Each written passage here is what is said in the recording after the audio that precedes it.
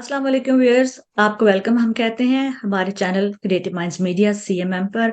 आज हम अपने पॉलिटिक्स प्लस के साथ अनदर शो के साथ आपके सामने हाजिर हुए हैं और आज का हमारा टॉपिक है यूके में होने वाली मुख्तलिफ किस्म की स्ट्राइक्स। इसके साथ हमारे साथ बातचीत करेंगे तनवीर जमान खान साहब। वेलकम तनवीर साहब आपको हमारे शो में। जी, थैंक यू तनवीर वेरी साहब मच। किसी तारुफ के मोहताज नहीं है, हर प्रोग्राम में हम इनका तारुफ कराते हैं। तनवीर साहब के साथ आज खास तौर पे मैं इसलिए भी इस टॉपिक पे बात करना चाहती हूँ कि जो स्ट्राइक्स हैं वो कि जो जैसे कि रेल स्ट्राइक्स है, एनएचएस स्ट्राइक्स हैं और डॉक्टर टीचर्स ने भी स्ट्राइक्स की हुई है, पब्लिक सेक्टर में स्ट्राइक्स हैं। तो तकरीबन हर शोबे में ही जो है यूके में स्ट्राइक्स चल रही हैं, क्योंकि वो स्ट्राइक्स क्यों हैं कि जो उनकी जो डिमांड्स हैं कि वो सैलरीज और वेजेस में इंक्रीज चाहते हैं गवर्नमेंट से, और वो उनकी डिमांड्स अभी तक पूरी नहीं हो रही, इसीलिए स्ट्राइक्स का सिलसिला जारी है। तो तनवीर साहब से आज हम इस टॉपिक पे इसलिए भी बात करेंगे क्योंकि लंदन में जो ट्रेन की स्ट्राइक्स है वो बहुत ज्यादा कॉमन, बहुत फ्रीक्वेंट हो रही हैं। और खैर मैनचेस्टर में भी है, मैनचेस्टर का जो हमारा एरिया है वहां पर बसेस की स्ट्राइक्स बहुत ज्यादा हैं और एज वेल एज ट्रेन की भी हैं। लेकिन जो अभी हमने जो सितंबर का जो शेड्यूल देखा है स्ट्राइक्स का, that is actually full of strikes, train strikes. जिसकी वजह से तनवीर साहब आपको पता है कि आप लोग लंदन में कम्यूट करते हैं और इस कैपिटल सिटी, और बहुत वहां पे एक जगह से दूसरी जगह बड़े लॉन्ग डिस्टेंसेस हैं। तो ज़ाहिर है कम्यूटर्स के लिए जॉब पे जाना या अपने बिजनेस पे या कहीं भी उनको कम्यूट करना हो तो बड़ी मुश्किल पेश आती है कि वो अपनी गाड़ियों में जाएं और बहुत टाइम लगता है। तो इसमें आप बातचीत आप जरा हमें समझाइए कि, एक तो बताइए कि स्ट्राइक्स का जो है वो क्या, किस तरीके से हमारी जो पब्लिक है वो सफर कर रही है इन स्ट्राइक्स की वजह से, और ये जो मुतालबात उनके नहीं माने जा रहे गवर्नमेंट की वजह से, उसकी वजह से तमाम यूके की आवाम जो है वो किस कदर मुश्किलात का शिकार है। जी। जी फरहाना जी, थैंक यू वेरी मच। एक तो ये जो स्ट्राइक्स का सिलसिला होता है, इसका बुनियादी तौर पे तो सारा सिलसिला ये इंडस्ट्रियल रेवोल्यूशन के साथ इसका ताल्लुक है, अगर इसको तारीखी तौर पे देखें। वैसे जो हड़तालों की या स्ट्राइक्स की, अगर आप वैसे तारीख डिग आउट करें तो ये बहुत पीछे तक चली जाती है, तकरीबन कोई 1500 साल कबल मसीह भी आप देखते हैं कि कुछ लोगों ने वहां पे, जो कि फेरोज के जमाने में जो कि लोग वहां पे काम कर रहे थे, उन्होंने भी कुछ इस तरह की स्ट्राइक की थी कि उनको खाने के लिए नहीं दिया जा रहा था और उनसे काम मुसलसल लिया जा रहा था। तो उसके ऊपर उन्होंने एहतजाज, इसके बारे में मिस्र के अंदर जो है ना वो कुछ इस किस्म के आसार मिले हैं कि वहां पे उस वक्त स्ट्राइक हुई थी। लेकिन असल, अगर हम कम टू द पॉइंट, अगर हम कैपिटलिस्ट सोसाइटी को देखें जहाँ पे इंडस्ट्रियल रेवोल्यूशन आया, तो उसके हम्म। साथ ही मजदूर जो है वो इस काबिल हुआ कि वो अपने एक आजिर या मालिक के साथ जो है वो एक निगोशिएशन टेबल पे आ गया और वो उसके साथ बात कर सकता था, जो कि इससे पहले एक फ्यूडल या एक स्लेव सोसाइटी के अंदर इस तरह का मुमकिन नहीं था, क्योंकि वहां पे हम्म। वर्किंग क्लास जो है वो उसका आपस के अंदर एक ताल्लुक और लिंक और अपने मसाइल को एक दूसरे के साथ जो शेयर करने का सिलसिला था वो नहीं होता था। तो हम्म। ये सारा एक इंडस्ट्रियल रेवोल्यूशन और इंडस्ट्रियलाइजेशन के साथ इसका ताल्लुक है। अब उसके हम्म। साथ उसकी डेवलपमेंट्स हुई हैं, उसके अंदर हम्म। बड़ी बड़ी यहाँ पे लोगों ने, मजदूरों ने जो है वो तारीखी तौर पे बड़ी बड़ी स्ट्राइक्स की हैं, क्योंकि जो मिलों के मालिक थे, उनका हम्म। उनकी ख्वाहिश होती थी कि जितना मैक्सिमम वर्कर से काम लिया जाए वो उनके लिए उतना ही कम है। 20-20 घंटे ही सही। किसी घंटे काम लिया जाता था, 3 घंटे सोने के लिए भेजा हम्म। जाता था। तो ये एक, और फिर खाने के लिए भी उतना ही देना जिससे कि बस उनका गुजारा होता रहे। वो एक एक आले के तौर पे, एक इंस्ट्रूमेंट के तौर पे सिर्फ जिंदा रहें और उनके लिए काम करें। हम्म। इसका जो तारीख के हवाले से, अमेरिका के अंदर तो आपको पता है कि शिकागो में 1886 में बहुत बड़ी स्ट्राइक की थी, जो उन्होंने 18 घंटे वर्किंग आवर को कम करके 18 आवर्स पे लेके आए थे, और वो कई साल की एक मुसलसल जदोजहद थी, जिसके जी। अंदर मजदूरों ने जो है वो स्ट्राइक करके अपने जो उस वक्त की वर्किंग कंडीशंस थी उनको बेहतर करने की कोशिश की थी, हम्म। और बहुत से अपने मुतालबात अल्टीमेटली मनवा लिए थे, और मालकान को जो है भगवान को जो है अल्टीमेटली मजदूरों के आगे झुकना पड़ा था।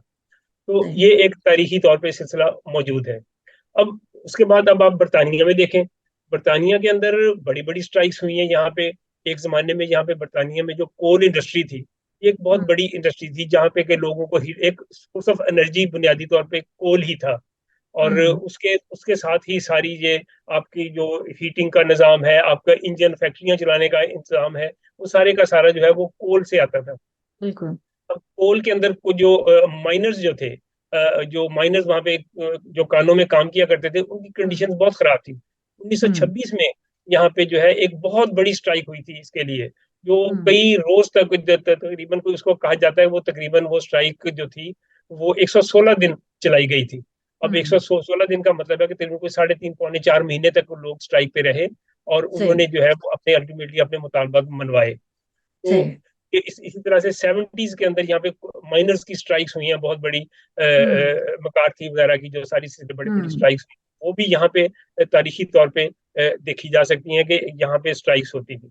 अब हम्म। आहिस्ता आहिस्ता जब ये डेवलप हुआ है सारा सिलसिला, हम्म। तो जो एक इंडस्ट्रियल रेवोल्यूशन के बाद एक सर्विसेज की इंडस्ट्री जो है वो आम हुई है, उसके अंदर सही। लोग जो काम करने लग गए हैं। अब ये सर्विसेज इंडस्ट्री जो है, इसके अंदर लोगों के काम के औकात जो है वो, ये यकीनन जब 1886 के अंदर इन्होंने मजदूरों ने हड़ताल की और वर्किंग आवर्स को कम किया, हम्म। और हम्म। वर्किंग आवर्स के कम होने से जाहिर है उनकी और दीगर उनकी शराइत भी मानी गई, उनके मुआवजे का सिलसिला माना गया।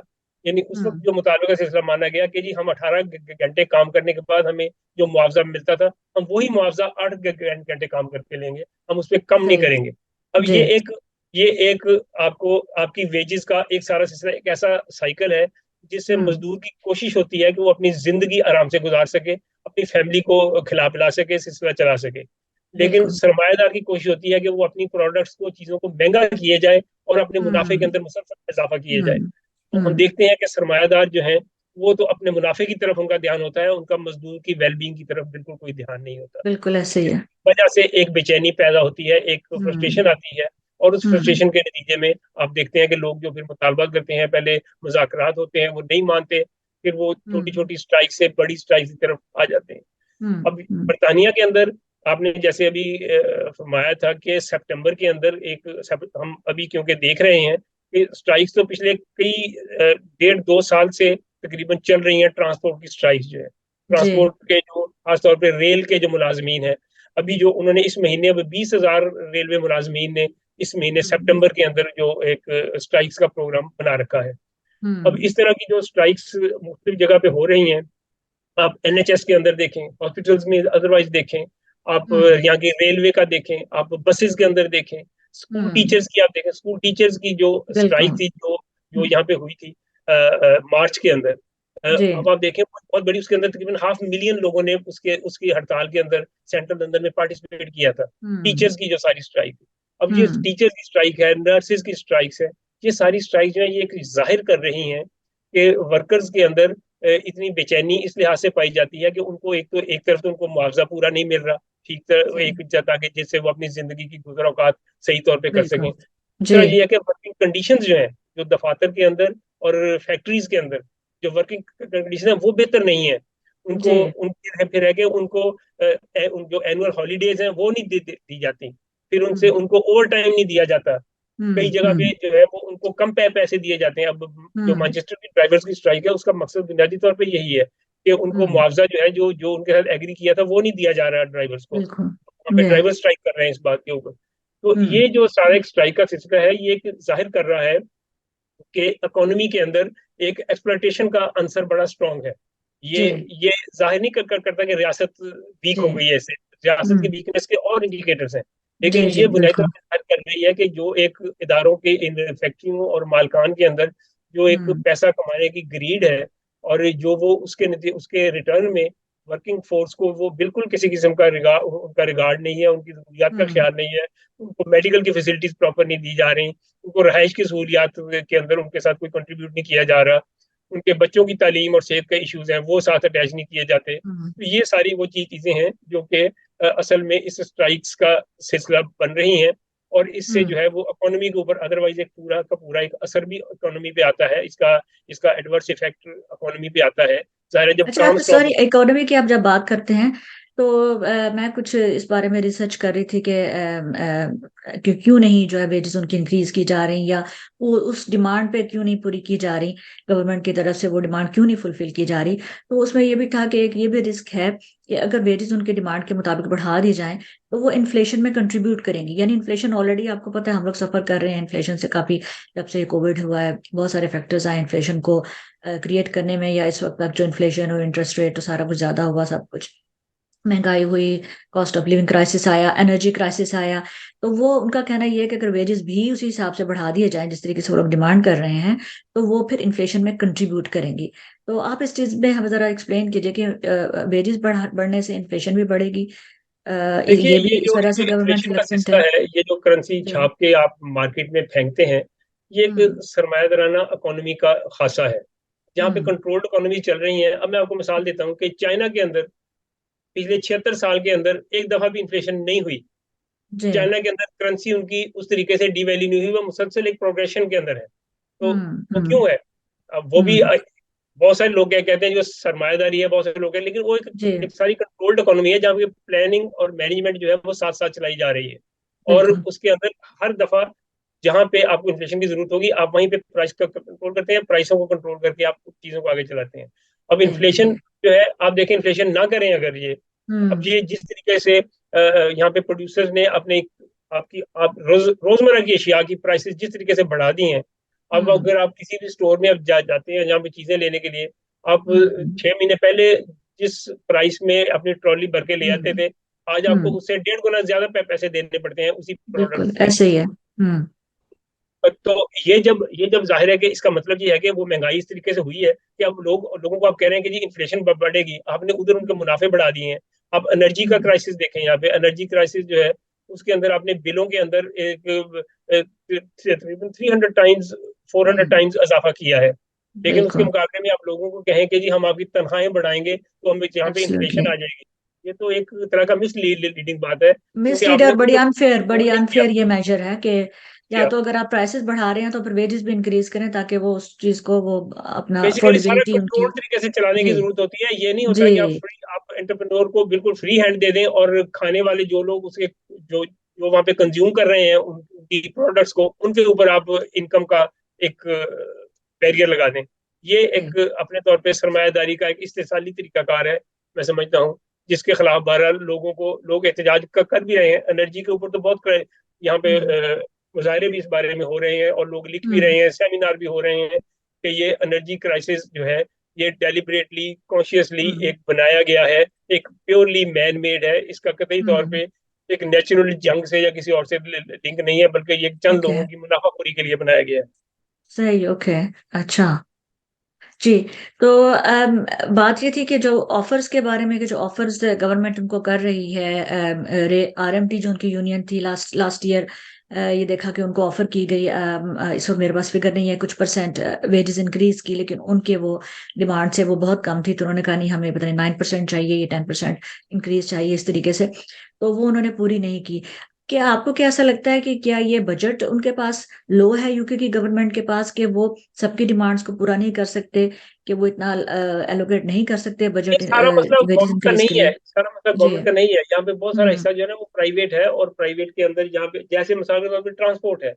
ट्रांसपोर्ट अब प्योरली गवर्नमेंट तो नहीं है, वो तो सही, बिल्कुल सही है। इसके अंदर जी। प्राइवेट शेयर्स है, सारा सिलसिला है। अब वहाँ पे जो किराए हैं, फेयर्स हैं, वो तो अकॉर्डिंग टू नीड बढ़ाए जाते हैं मुसलसल। वो तो हम्म। आपके किराए आप देखें, जो किराए 10 साल पहले थे, सही। आज वो नहीं है, तो किराए तो बहुत ज्यादा बढ़ा दिए गए हैं। इसका हम्म। मतलब है हम्म। कि जो जो ये कंपनियां चला रही हैं ट्रांसपोर्ट का हम्म। सिस्टम सारा, हम्म। उनको उनके पास इनकम तो बहुत ज्यादा है, लेकिन वो उस तरीके से लोगों को फैसिलिटेट करने के लिए तैयार नहीं हो रहे, और हम्म। वो अपने हम्म। मुलाजमीन को तो वो तनख्वाहें देने को तैयार नहीं हो रहे। तो ये सारे हम्म। जो असबाब हैं, ये बुनियादी तौर पे प्राइवेट ओनरशिप के अंदर ही आते हैं, इस तरीके से कि जहाँ पे आपने सही। इस तरीके से प्राइवेट ओनरशिप को उनको फ्री हैंड दिया है। उनको आपने हर हम्म। तरह का, उनके ऊपर किसी किस्म हम्म। की, या ना उनके फेयर्स के ऊपर, ना उनके हम्म। अदरवाइज सैलरीज वगैरह के ऊपर कोई आपने हम्म। कोई ऐसी कदगन नहीं लगाई। अब इसके अंदर हम्म। वर्किंग आवर्स का इशू बहुत बड़ा है, कि हम्म। बजाय तो 40 आवर्स काम जो है वो एक सरकारी एक मिनिमम एक फुल डे हम्म। जो है 40 आवर्स का एक वीक है, ठीक है। हम्म। लेकिन आज कोशिश ये हो रही है कि इन आवर्स को कम किया जाए, जबकि हम्म। बरतानिया के अंदर कोशिश हो रही है कि इनको बढ़ाया जाए।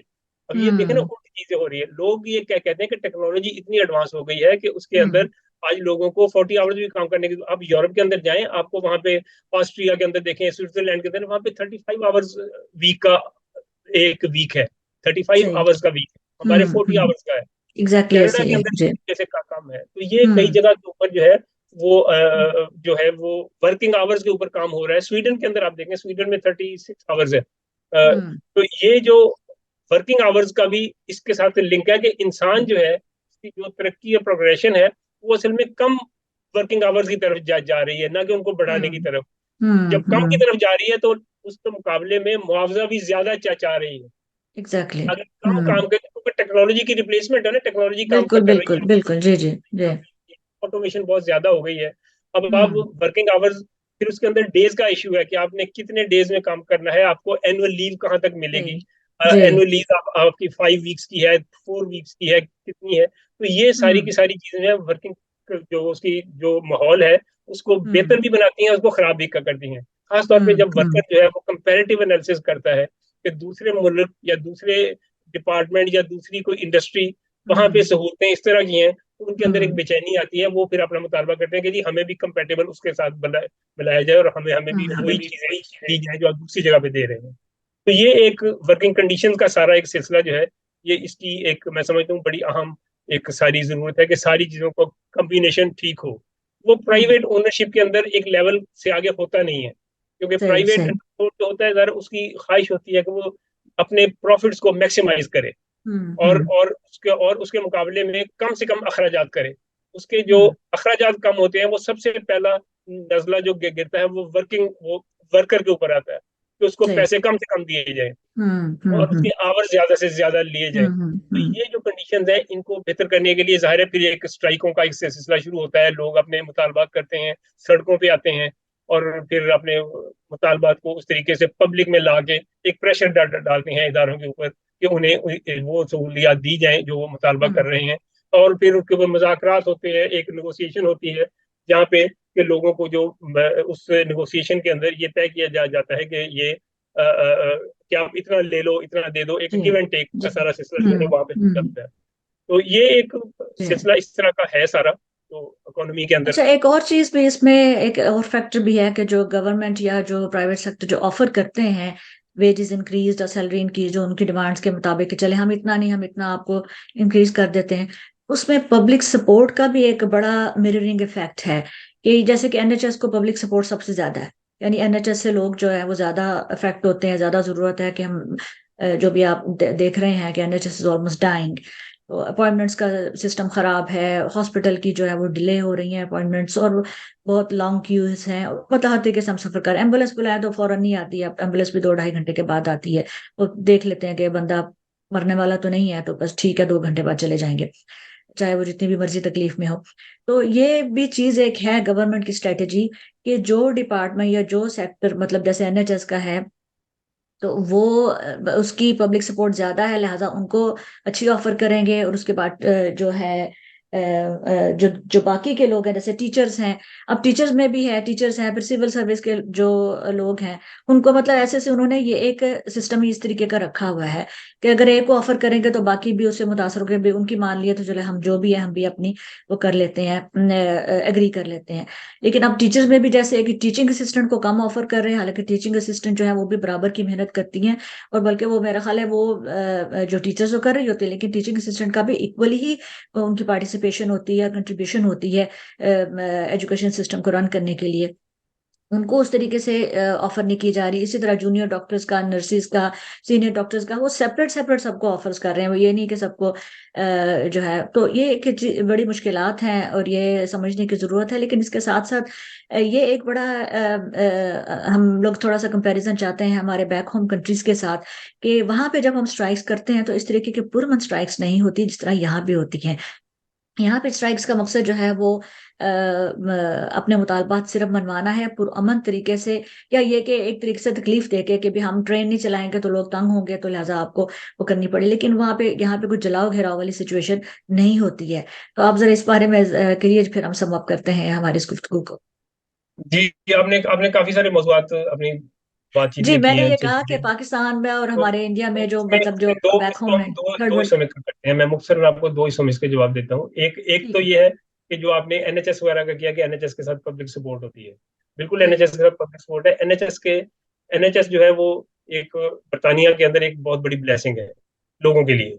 लेकिन इसको सरमायादार से समझता है कि इससे जो है ना वो नाजायज तौर पे लोग फायदा उठाते हैं, और ऐसे लोग जो काम भी नहीं कर रहे उनको बिला वजह हमारे टैक्स मनी के ऊपर जो है वो उनको सहूलतें दी जाती हैं। इसलिए उनकी ख्वाहिश और कोशिश ये है कि एनएचएस को खत्म किया जाए और इसको प्राइवेटाइज किया जाए और लोग इंश्योरेंस से करवाएं और वहां से अपने बिल्कुल। इलाज करवाएं। तो ये एक कॉन्फ्लिक्ट चल रही है दो सिस्टम्स की। एक तरह से जिस तरह से अमेरिका के अंदर देखा था आपने, ओबामा केयर, और बाद में दूसरे ट्रंप ने आके उसको फौरी तौर पे वाइंड अप करने की कोशिश की, वो एक सारा सिलसिला एक हुआ। यहाँ पे एनएचएस जो है उसको एक वर्किंग क्लास का और एक बहुत एक बड़ा आसरा और जिंदगी जीने का एक सहारा कहा जाता है। तो ये एक ऐसी नेमत है यहाँ पे इस मुल्क के अंदर कि अगर शायद ये ना हो तो शायद हम सोचें कि यार यहाँ पे क्या रह के करना है, हम कहीं और भी जाके रह लें, तो फर्क क्या रह गया बरतानिया के अंदर और दूसरी आम रियासतों के अंदर। तो ये एक उस हवाले से एक खींचातानी है जो कि कंजर्वेटिव वाले, बोरिस जॉनसन जब उसको कोविड हुआ तो उसको एहसास हुआ कि ये एनएचएस तो बड़ी काम की चीज है। जब जब उसको खुद कोविड हुआ तो फिर वो हॉस्पिटल गया और उसको उसका ट्रीटमेंट वगैरह से उसको अंदाजा हुआ कि नहीं ये तो बड़ी नेमत है। लेकिन फिर वो क्योंकि सरमायादारी निजाम की एक सारी एक ट्रैप है, उस ट्रैप के अंदर उनकी कोशिश मुसलसल है कि इसको डिस्करेज किया जाए।